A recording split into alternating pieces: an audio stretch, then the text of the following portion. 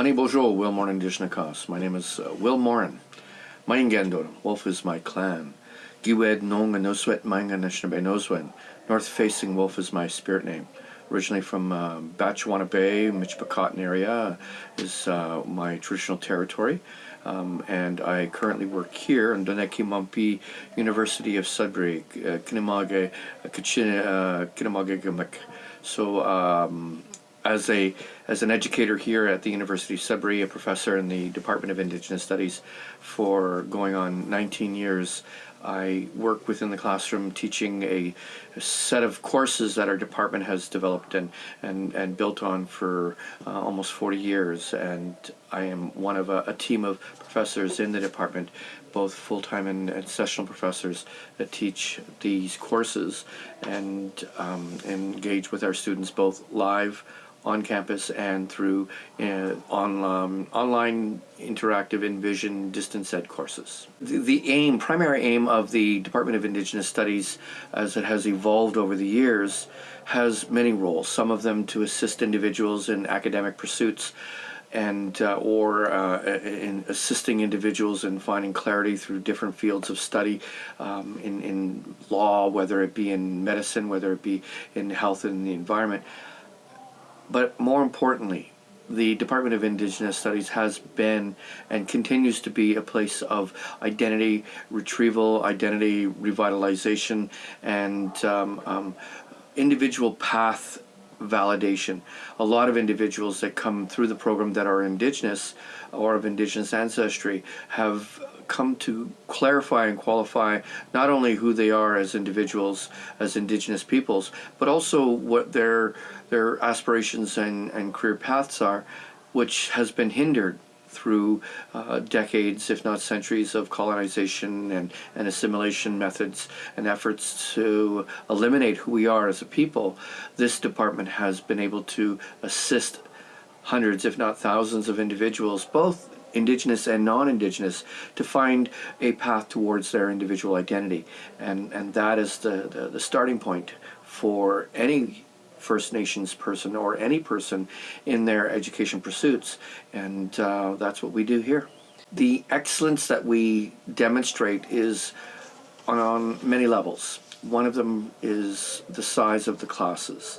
We have a teacher-to-student ratio that is admirable in that the numbers from 11 to 30 is the average size of the class, which provides faculty opportunities to build relationships, one-on-one opportunities, and engage with students at a level and more frequently than most institutions out there.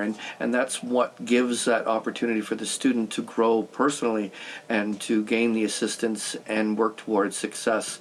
And the faculty in this department and the staff support in this institution bring that ability to the student, that we're here for those students.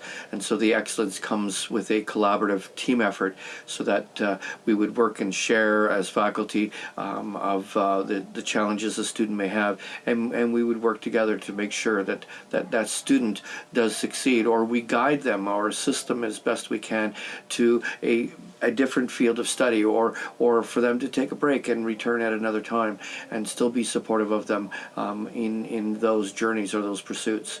So the excellence comes from what we in the way of faculty demonstrate with our own identity, whether we are Indigenous or non-Indigenous, but also through our integrity in what we do and how we deliver and what we engage with the students in cultural real-life experience, activities and engagement of those traditions within the community as well.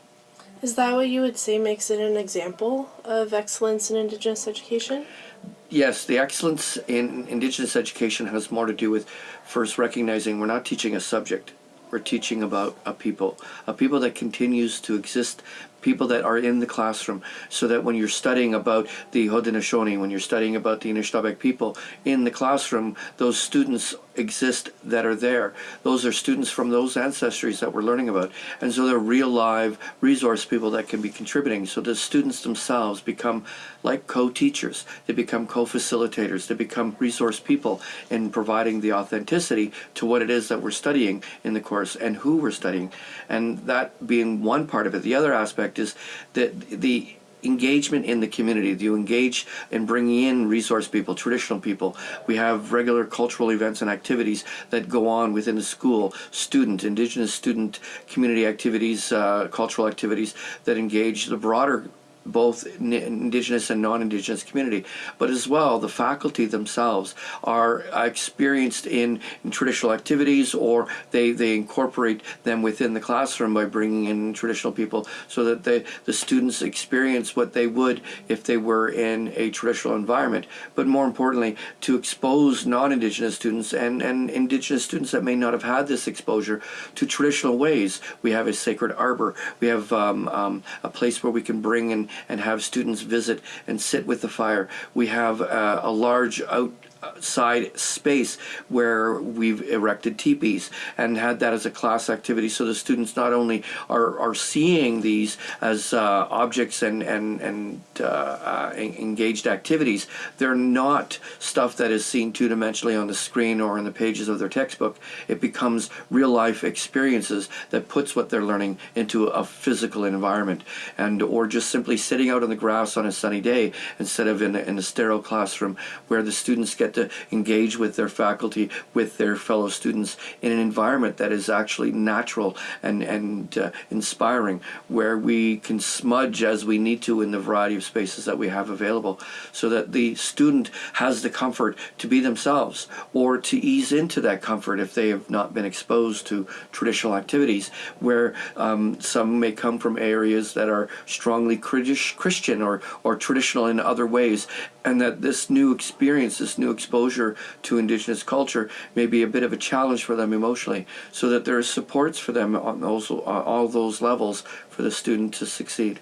The success comes when students not only further their pursuits academically, whether they pursue a degree, a master's degree, or further up in the way of graduate degrees, or if they traverse sideways into other areas and other fields of study, whether it be medicine or law or education, and in seeing that these students not only go off into these other areas, but when they in turn send friends of theirs that they are studying in these other programs into our program, when they recommend and encourage students to take electives in areas of study that these friends may not have ever considered, but now seeing students coming and returning to our class, taking course after course, and switching from their major into Indigenous Studies as a major, and or adding it as a minor to their field of study, where we see students who have gone off and become teachers and lawyers and doctors and other professions, and in their environments encouraging people to come and take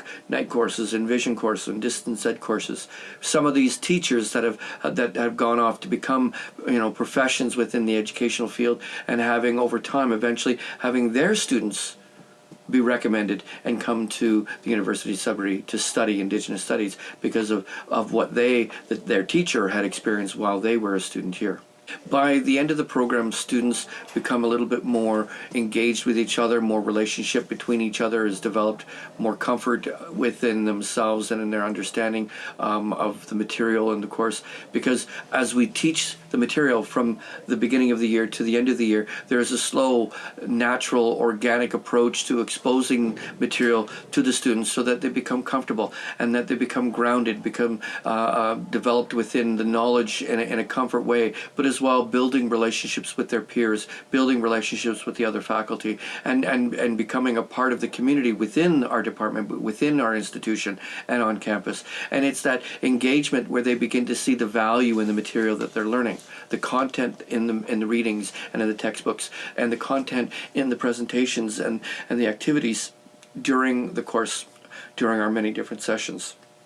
The engagement of students from beginning to end has as natural attrition, we see students that begin to see that this might not be where they want to be. But the majority that do stay become more and more engaged within the material, because they begin to see the benefits are not just academic. The benefits are personal. The way in which students recommend the courses to other students in other programs, the way that they communicate to their family or to other professionals about what it is that they've gained from this department, and how they then take on various leadership roles within the community or within their program in the way of engaged in students' council or active engagement in student protests to promote and support the value of education, the encouragement of Indigenous education as a requirement for students. All of these things can be seen as ways that students have gauged the value in their evaluation of us, as well as the endorsement and the welcoming and the support of our faculty when they return to the class, even just to visit when they've already completed the program, but they would come to visit and sit in on a class and audit a class just for the opportunity to visit again and rekindle those relationships with the faculty members, because of the evaluation was by the relationships that were built. And that is not something that ends, it's something that is continued. Indigenous education is about a people, not about a field of study.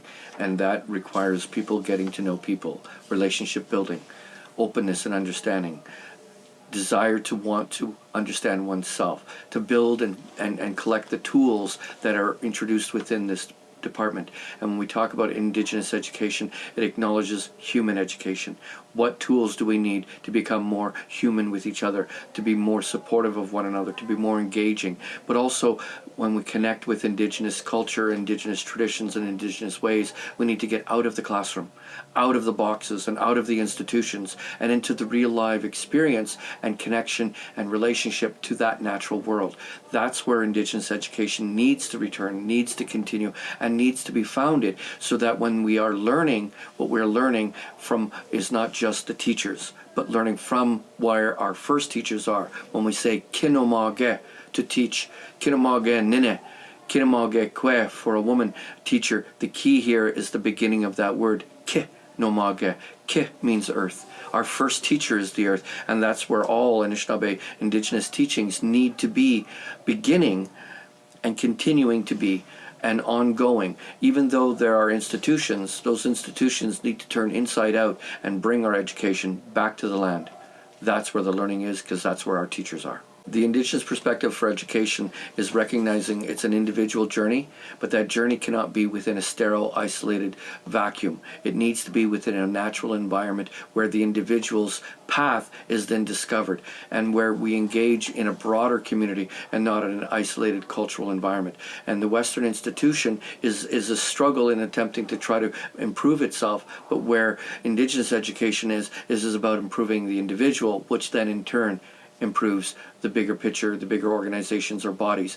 This is that the strength of the individual comes from an understanding of themselves and who they are and how it's related to where they are from, which is the earth, the environment outside. True Indigenous education is not a institution, it's not a system, but a way of life that we do and not just talk about. The word Indigenous is and can be a term, a label, a title, but it's not a word that can be effective in defining what is Indigenous, what is Anishinaabe, what is an individual who is within that specific culture, because we have to recognize for every individual that identifies as Indigenous or identifies as Anishinaabe or Haudenosaunee, that there is that many different ways to define what that means. To be Indigenous is an individual path, and it's not a path that someone is told, it's one that someone discovers. To be Anishinaabe is another way, another meaning within the language, to be of a good, kind being. But it's not that we see Anishinaabe, Nishin, to place oneself in the lives of others. And that's what Nishin means, is that it doesn't mean good. It has evolved to mean good from Nishin, to place. Nishin, and that shin, doing, is done in a good way, then what you've done is done good. And when you say Nishin, and that whole origin of that word, Nishin Abe, the Oz, the essence of that Be, which is the being. So the way that the Creator lowered the Anishinaabe people to the earth, that first human being, was to teach us, model for us, that representation of how we are to walk on this earth, how we are to engage with others, how the Creator lowered that first human being in a good way and placed them on the earth, as we are to place ourselves in a good way in the lives of others and on the earth. That is who Anishinaabe is. And that is what is Indigenous as well, is how important it is for us to individually be in a good way with that which is around us and where we are. That is the earth. And then that is Indigenous. That is Anishinaabe. It's a catchment phrase that's like the political winds and the current phrasing that is used to define those of us that are of Indigenous ancestry, those that are specifically that are here. But in the same manner that we would use the word Indigenous, that one could use the word to refer to somebody who is French, or somebody that is English, or somebody that is Belgium or German, and the blanket term would be, oh, European. So they are of European ancestry. And never to say they're Indigenous tribe would be to say that, no, you cannot call yourself German anymore, you're European, plain and simple. That term, Indigenous, is a catchment phrase. It's a collect-all, but it does not distinctively acknowledge the diversity within the geography and the territories within the different areas. So just within Northern Ontario, of the many different tribes of the Ojibwe, the Odawa, the Potawatomi, the Penobscot, the Passamaquoddy, and the Micmac, as we move further east and west, we have other tribes that are sister-brother tribes to the Anishinaabe people. But we have tribes to the south, tribes to the north, that are all Indigenous, but they have their own geography. They have their own identity. They have their own tribal names and origins, their own spiritualities and traditions. As the geography changes, so do the Anishinaabe tribes, or the Indigenous tribes. So there is that Freudian flip in how I say Anishinaabe when I make reference to another tribe. I mean, in my language, you are as I see of myself, you see of yourself. But until I know the name of your tribe, I will use my name for my tribe to define or describe or introduce you to that understanding that you are. So when I know if you are Haudenosaunee, I would say Sego, so, and I would say that to you because then I would have that respect for who you are in your identity. As an Anishinaabe Nene, I am of mixed ancestry, but I identify with Anishinaabe culture, teaching, and tradition by that role, because it's what that spirit is within each of us. And that individual from the other Indigenous tribes that are out there, if their spirit so identifies as such, it is not for anyone to tell them otherwise. It is for us to respect that which is what they define and describe as themselves. Indigenous is an academic catch-all, but in Anishinaabe Nene is the word and phrase term that I refer to from where I come as Anishinaabek. The Anishinaabek is our people, and that's where we are. I am in the land of the Anishinaabek. I am in the territory of the Atikomiksing Anishinaabek. I am among my ancestors, in the land of my ancestors, and that is where we are.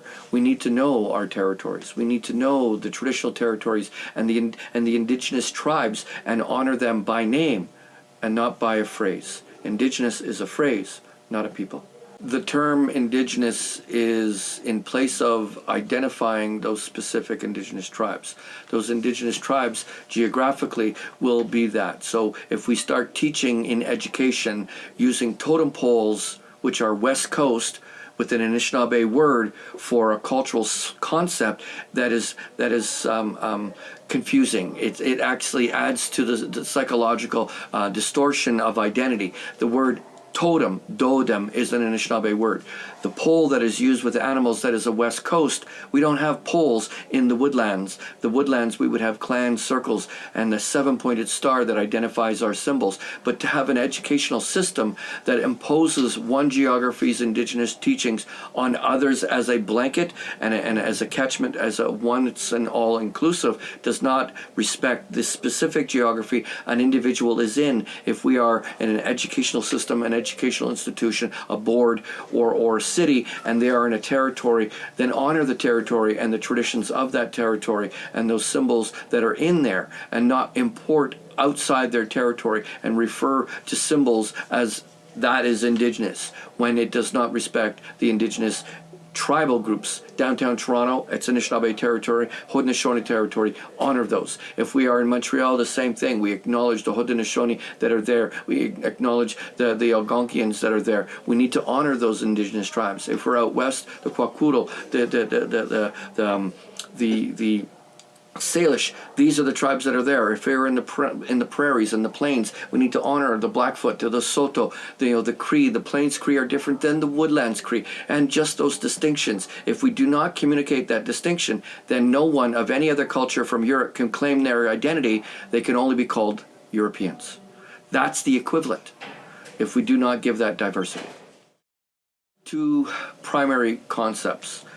One that I articulated about educating specific to your territory, that when a person in any region in this country can not only acknowledge themselves and know which territory they are in, that is from the Indigenous tribes that are currently there, the treaty areas that they're in, the other being how our educational system is not a isolated exclusive for Indigenous peoples, that Indigenous education is actually part of Canada's shared histories, that we learn about European histories as well as Indigenous histories, and we see them equal and not one above the other. And when we do that, we'll begin to see the human in all of us want to work together and help each other keep our cultures alive, as opposed to that current situation where there is still a submission or a subordinate to Indigenous culture by European Western educational subjects, terms, topics, and themes, where we need to see Indigenous values and Indigenous cultural important symbols, elements, and teachings as a part of the curriculum, and that delivery of that curriculum be again outside the classroom. So the two primary elements, if you are in the territory of Indigenous peoples, then you need to do as the Indigenous, get out of the classroom, and that all peoples will benefit when we learn about all peoples. Do you have a specific vision for the future of Indigenous education in your community? That we look towards inviting school boards to have more outdoor learning programming, where we provide opportunities for students of various learning methods and styles not be subject to a standard narrow pedagogy within the educational system, that students learn in a manner and in a way that is more humane to their individual path and struggles or challenges that they may have, and giving opportunities for individuals to find ways of getting credits by doing instead of forcing them to have to study and memorize. That learning needs to be more organic and more engaging and less memory and a reward setting. So there is changes in our community slowly by working with the school boards, working with educators, and working within resource people's paths towards providing opportunities, options, and resource people to get teachers, to get students out of classrooms and into the natural environment. Less classrooms and more use of nature as the classroom. More use of our living space as a classroom, where we could spend less money on heating of a building and more time outside setting of the students into creating a space for them to learn in. That we spend too much time and money in the administration and less in the engagement of our students in the natural learning environment. If more information was made available on an increasing level, then I would be happy to retire. I'm where I am today as a professor of Indigenous Studies for going on 19 years is because there was a gap in learning for my whole life. As a 53-year-old male person who had struggled through school, that if there was a slow increase of Indigenous content in our curriculum, as there is an attempt to do so now, and shifting of the pedagogy and out of the classroom and moving individuals into a learning space outside of the classroom, I would be out of work when that is done. But it would take another 10 to 20 years before it's fully implemented. When people don't need to take an Indigenous Studies course to find out who they are, then I'll have achieved the goal, along with so many others that are in this same path. Why we teach Indigenous Studies is because we don't get to celebrate who we are as Indigenous peoples in this Canadian society. We actually have to go somewhere to learn who we are. that in itself speaks volumes of where it is in its absence in our society, in Canadian society. So if we see more and more of the encouragement and celebration of Indigenous culture openly in our individual cultural regions and territories, and where non-Indigenous peoples are actually engaging and participating and working with us, then we won't need Indigenous studies, because we'll be Indigenous people. We'll be Haudenosaunee. We will be Anishinaabe. And we won't need to have to teach it, because we'll be doing it.